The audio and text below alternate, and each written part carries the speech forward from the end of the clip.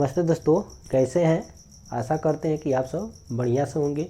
पिछले क्लास में हमने केस के बारे में पढ़े थे। केस कितने प्रकार के होते हैं उनको भी हमने बता दिया था। उसमें 2 को कंप्लीट करा चुके हैं। कौन कौन? नॉमिनेटिव केस, जिसको हम लोग कर्ता कारक बोलते हैं। दूसरा है ऑब्जेक्टिव केस, वो भी पढ़ लिए हैं। आज तीसरा हम पढ़ने वाले हैं पोसेसिव केस यानी संबंध कारक।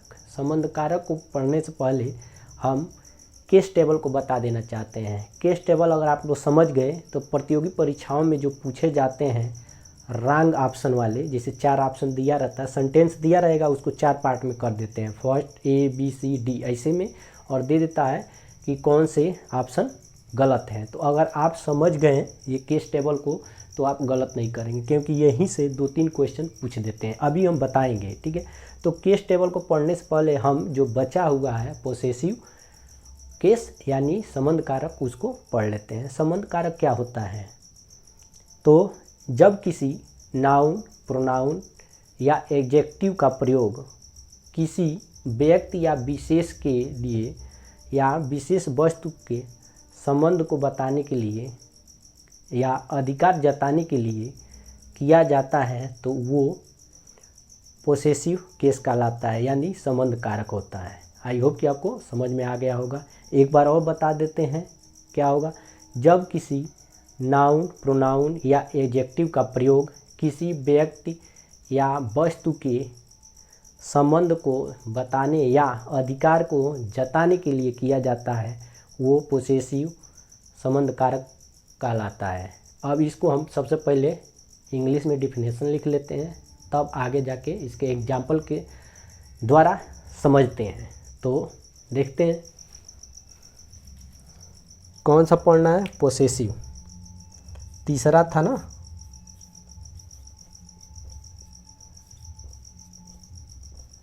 पोसेसिव केस जिसको बोलते हैं संबंध कारक। ये बताने की ज़रूरत नहीं है। तो इसका डिफिनेशन लिखेंगे तो क्या हो जाएगा, व्हेन जब अ नाउन, ठीक है, और यहाँ पे प्रोनाउन भी हो जाएगा, लिख देते हैं प्रोनाउन या एडजेक्टिव। एडजेक्टिव का प्रयोग, सॉरी इंग्लिश लिख रहे हैं ना, ठीक है, हिंदी हम लिखने लगे, ठीक। एडजेक्टिव शो दिखाता है, इट्स रिलेशन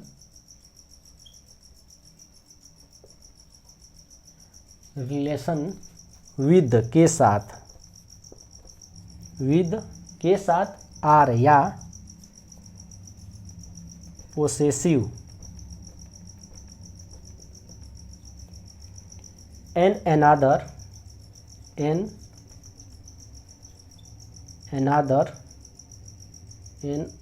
अदर नहीं होगा, एन अनदर हो जाएगा, ठीक है। आप लिखिए एन अनदर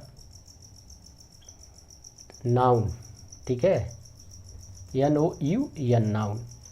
आ रहा समझ में? देखिए, जब नाउन, प्रोनाउन या एडजेक्टिव दिखाता है अपना संबंध, ठीक, किसी के साथ या अधिकार जताता है अन्य नाउन, यहाँ पे आप लोग प्रोनाउन भी लिख सकते हैं और एडजेक्टिव भी लिख सकते हैं, ठीक है। नाउन या प्रोनाउन के से अधिकार या संबंध जताता है, ठीक है, तो वो क्या कहलाता है, इज इन पोसेसिव केस।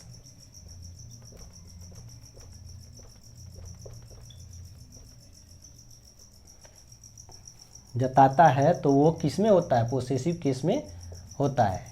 आ रहा समझ में? हिंदी भी हो गया इसका।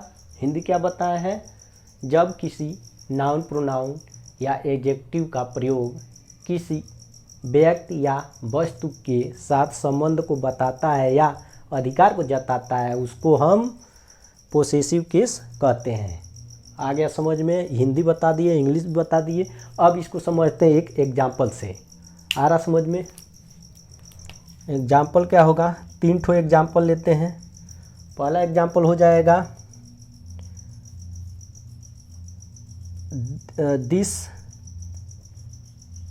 This is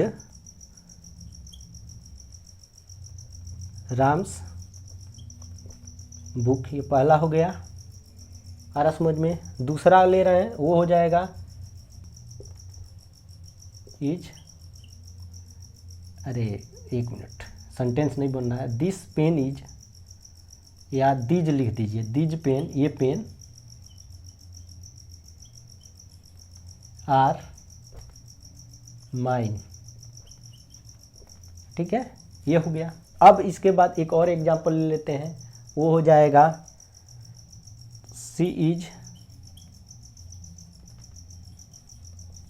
my wife. 3 example हो गए। अब इन 3 एग्जाम्पल से हम समझेंगे कि पोसेसिव केस क्या होता है। तो हम बताए थे कि संबंध जताने के लिए, किसी नाउन या प्रोनाउन या एडजेक्टिव से संबंध जताने के लिए क्या करते हैं हम लोग, पोसेसिव केस का अध्ययन करते हैं। तो यहाँ पे देखिए, यहाँ पे जो है, यहाँ राम का बुक, ये सेंटेंस क्या हो गया, यह राम का किताब है। ठीक, वैसे ही यहाँ पे है दीज पेन आर माइन, ये पेन मेरा है। ठीक, यहाँ ये हो गया। और ये थर्ड है सी इज माई वाइफ, तो इसमें माई जो है ये यहाँ पे दिखा रहा है। देखिए यहाँ पे राम्स, माइन और माई, ये क्या कर रहा है, संबंध या अधिकार को जता रहा है, यानी अधिकार का संबंध बता रहा है। आ रहा है, इसका इसके साथ संबंध बता रहा है, और ये कह रहा है, ये भी संबंध बता रहा है इसके साथ, या अधिकार जता रहा है, इसमें भी क्या है, संबंध बता रहा है। तो ये क्या हो जाएगा, ये पोसेसिव केस हो जाएगा। आई होप कि आपको ये समझ में आ गया होगा एग्जाम्पल से। पोसेसिव केस जो होगा उससे जो हम बताए हैं परिभाषा, डिफिनीशन, उससे आपको समझ में आ गया होगा। यहाँ पे ये और ये क्या कर रहे हैं, संबंध बता रहे हैं या अधिकार जता रहे हैं। आ गया समझ में? ये इसलिए इसको हम ज़्यादा बताए हैं, समझा रहे हैं, क्योंकि ये एग्जाम्पल में पूछता है। हमेशा इसका एग्जाम्पल दे देगा और पूछ देगा कौन सा केस है। तो इस तरह का जब सेंटेंस आपको आए तो समझ देना कि दिया गया जो सेंटेंस है वो किस में है, पोसेसिव केस में। अब चलते हैं केस टेबल पढ़ने। ठीक,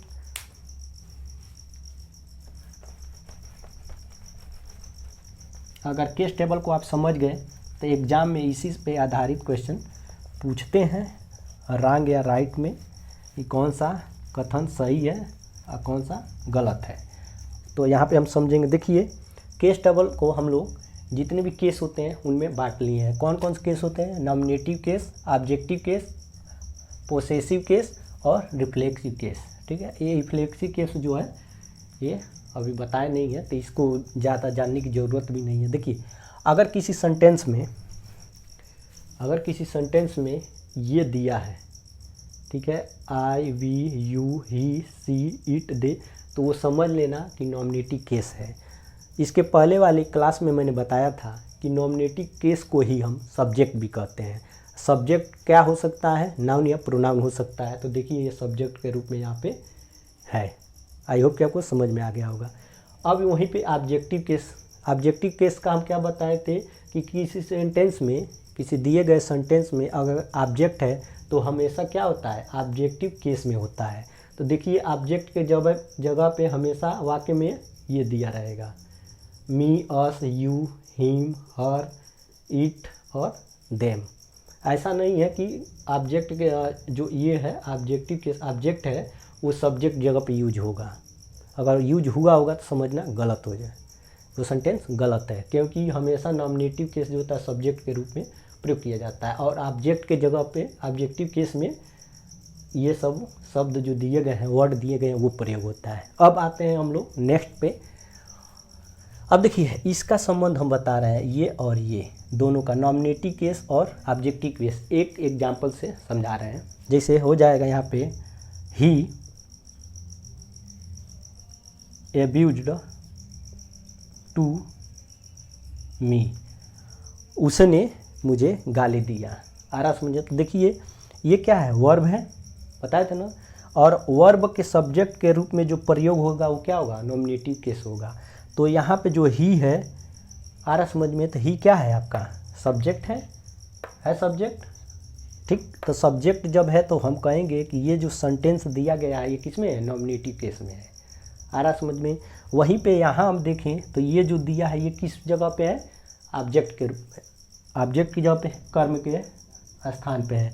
तो जब यहाँ पे देखिए वर्ब है, जब वर्ब ऑब्जेक्ट के रूप में काम करता है तो वो सेंटेंस कितने होगा, ऑब्जेक्टिव केस में होगा। आ रहा समझ में मुझे। मतलब नॉमिनेटिव केस हमेशा सब्जेक्ट के रूप में प्रयोग होता है और ऑब्जेक्टिव केस में हमेशा क्या होता है, ऑब्जेक्ट होता है। तो वो यहाँ पे आ गए। आ रहा समझ में। अब चलते हैं इसको पढ़ते हैं, पोसेसिव केस। ठीक है। कहने का मतलब सेंटेंस दिया रहेगा ना तो ऑब्जेक्ट के जगह पे हमेशा आप ये यूज करेंगे जितना भी वर्ड दिया है। यहाँ पे पोसेसिव केस में हम बताए थे संबंध कारक इसको कहते हैं। ठीक। इसको दो भाग में बांटा गया है, पोसेसिव एडजेक्टिव में, पोसेसिव प्रोनाउन में। इनका क्या है प्रयोग, इनका कहाँ प्रयोग होता है ये जानना है। यहाँ पे देखिए पोसेसिव एडजेक्टिव में my, our, your, his, her, it, their दिया है। तो जब इन शब्दों का प्रयोग किसी सेंटेंस में होता है, ठीक, तो कहाँ होता है, तो नाउन के पहले होता है। आ रहा समझ में। जब सेंटेंस दिया रहेगा तो हमेशा नाउन के पहले इन सब का प्रयोग होगा। कैसे होगा, देखिए ये सारे वर्ड के पहले, ये जो सारे वर्ड हैं ये नाउन के पहले यूज होते हैं। जैसे सेंटेंस में अभी हम बताए थे कि शी इज हिज वाइफ। आ रहा समझ में, हिज वाइफ, वह उसकी पत्नी है, वह उसकी पत्नी है। तो देखिए हिज है ना, और ये क्या है आपका, नाउन है। तो नाउन के पहले क्या प्रयोग हुआ है, हिज का प्रयोग है। देखिए इसमें हिज दिया है कि नहीं, ये देखिए यहाँ दिया है। आ रहा समझ में। तो हमेशा क्या होगा, इसका प्रयोग होगा। अगर वहीं पे हो जाए, कह दे यहाँ पे माय का प्रयोग कर दें, माय वाइफ, तो क्या हो जाएगा, देखिए सब नाउन के पहले क्या हो रहा है, माय का प्रयोग हो रहा है। तो ये क्या है, ये सारी चीज़ जो है वो पोसेसिव एडजेक्टिव है। एडजेक्टिव क्या होता है, विशेषण जो संज्ञा सर्वनाम की विशेषता को बताते हैं, वही क्या कहलाते हैं, एडजेक्टिव कहलाते हैं। ठीक है। तो देखिए संज्ञा या सर्वनाम का क्या कर रहा है, विशेषता बता रहा है। तो ये क्या हो गए आपके एडजेक्टिव। कभी कभी एग्जाम में पूछ देता है कि कौन सा एडजेक्टिव है, तो ये हो जाएगा आपका। आ रहा समझ में। कभी भी सेंटेंस में दिया हो नाउन तो उसके पहले समझ लेना हिज या जो भी ये वर्ड दिए हैं इसमें उनका प्रयोग होगा। आई होप कि आपको ये समझ में आ रहा होगा। अब चलते हैं, देखते हैं पोसेसिव प्रोनाउन के बारे में। ठीक है। तो यहाँ पे क्या हो जाएगा, ये जितने भी दिए हैं mine, ours, yours, his, hers और देयर, इनका प्रयोग कभी भी नाउन के पहले नहीं होता है। आ रहा समझ में। इनका प्रयोग नाउन के पहले और इनका प्रयोग नाउन के पहले नहीं होता है। आ रहा समझ में। जैसे आ जाएगा माइन बुक, माइन बुक, तो ये बुक क्या है, नाउन है, नाउन है ना। तो नाउन है तो इसके पहले इसका प्रयोग नहीं होगा, ये गलत हो जाएगा। जैसे अभी हम लोग पढ़े हैं ना, राम्स बुक। आ रहा समझ में। तो देखिए बुक है, नाउन है, इसके पहले क्या है, ये वर्ड यूज नहीं किया गया है। आई होप कि आपको ये समझ में आ रहा होगा। ठीक। अब इसको, इन सब को एक एग्जाम्पल्स हम समझते हैं, तब बताते हैं कि ये कैसे समझ में आएगा। देखिए एक ले लेते हैं एग्जाम्पल खूब बढ़िया सा, तब आपको समझ में आएगा। देखिए यहाँ पे एक एग्जाम्पल लेना है, your brother is rich but mine is poor. मतलब तुम्हारा भाई धनवान है लेकिन मैं गरीब हूँ। आ रहा समझ में। तो देखिए यहाँ पे जो योर दिया है, आप देखिए सेंटेंस में योर कहाँ, ये है। तो योर क्या है आपका, पोसेसिव एडजेक्टिव है ना, यहाँ पे लिख देते हैं पोसेसिव एडजेक्टिव। तो अभी हम बताएं पोसेसिव एडजेक्टिव का प्रयोग कहाँ होता है, नाउन के पहले होता है। तो यहाँ देखिए ब्रदर क्या है, नाउन है। आ रहा समझ में। तो नाउन के पहले क्या है, पोसेसिव एडजेक्टिव का प्रयोग हुआ है तो ये क्या हो जाएगा, सही हो जाएगा, यानी ये सही है। अभी देखिए यहाँ पे योर पोसेसिव एडजेक्टिव, तो नाउन के पहले हम बताए थे, इस तरह से ये सही होगा। यहाँ पे देखिए माइन है, आ रहा समझ में, तो माइन देखिए यहाँ पे दिया है कि नहीं, ठीक।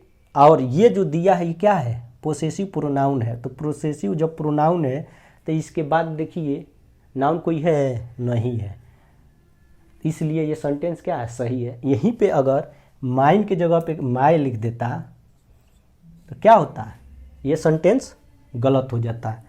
कैसे गलत हो जाता, क्योंकि माय के साथ नाउन का प्रयोग होता है, यानी नाउन के पहले माय का यूज होगा।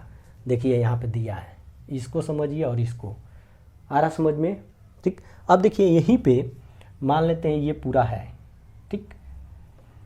अब यहीं पे ये दे दे yours, yours brother is rich but mine is poor, ये दे दिया है। अब बताइए ये योर्स है, ये क्या है, यहाँ पे देखिए योर्स क्या हो गया, यहाँ देखिए ये क्या है, योर्स पोसेसिव प्रोनाउन है ना, ये क्या है, पोसेसिव प्रोनाउन।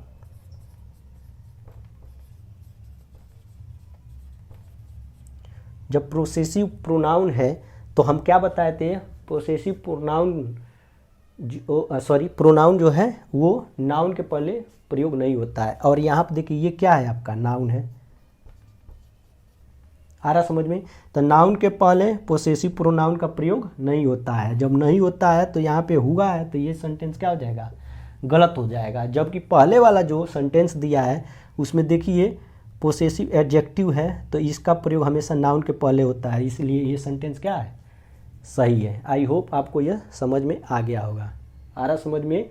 यहाँ पे पूरे ये वर्ड को तैयार कर लीजिएगा। जब ये वर्ड कहीं दिया रहे सेंटेंस में और उसके आगे, इसके आगे अगर नाउन दिया है तो गलत है, और इसके साथ अगर नाउन दिया है तो क्या हो जाएगा, सही हो जाएगा। समझाने की पूरी प्रयास है हमारी कि आपको समझ में आ जाए, ठीक। अब देखते हैं नेक्स्ट वाला जो रिफ्लेक्सिव केस है, ये भी सेंटेंस में पूछ देता है। कैसे पूछता है, जैसे मान लीजिए माई सेल्फ दिया है, अगर दे दे माइंड सेल्फ, माइंड सेल्फ, तो क्या हो जाएगा, वो गलत हो जाएगा, इसके साथ कभी भी सेल्फ नहीं लगेगा। आ रहा समझ में। वैसे ही आर सेल्फ्स है तो ये सही है, आर सेल्फ नहीं होगा।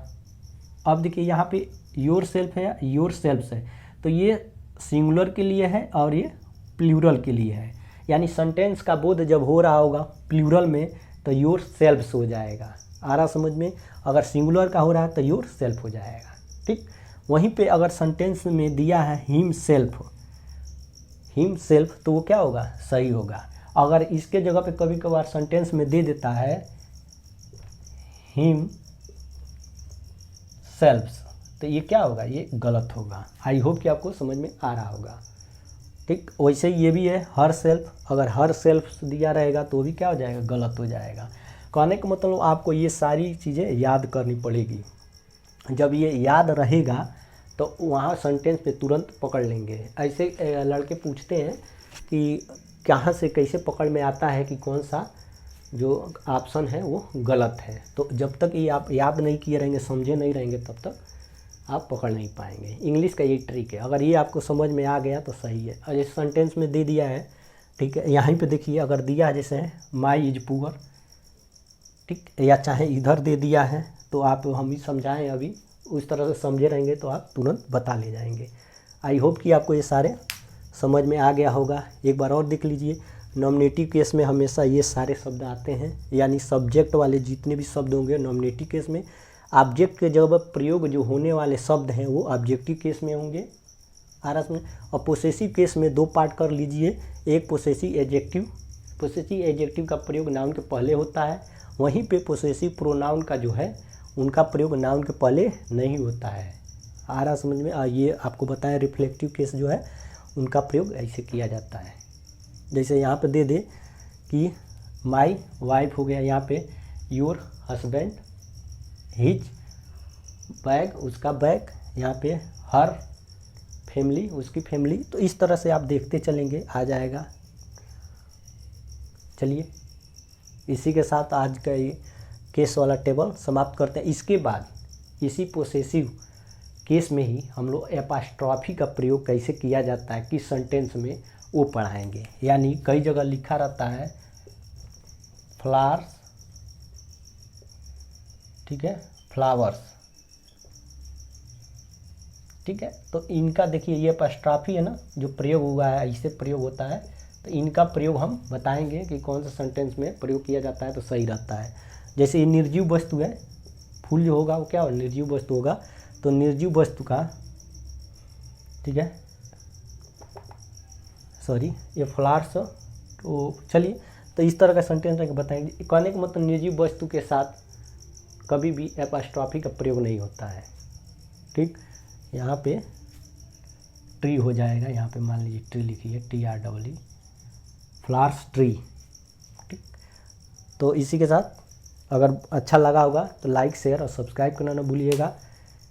जय हिंद, जय भारत।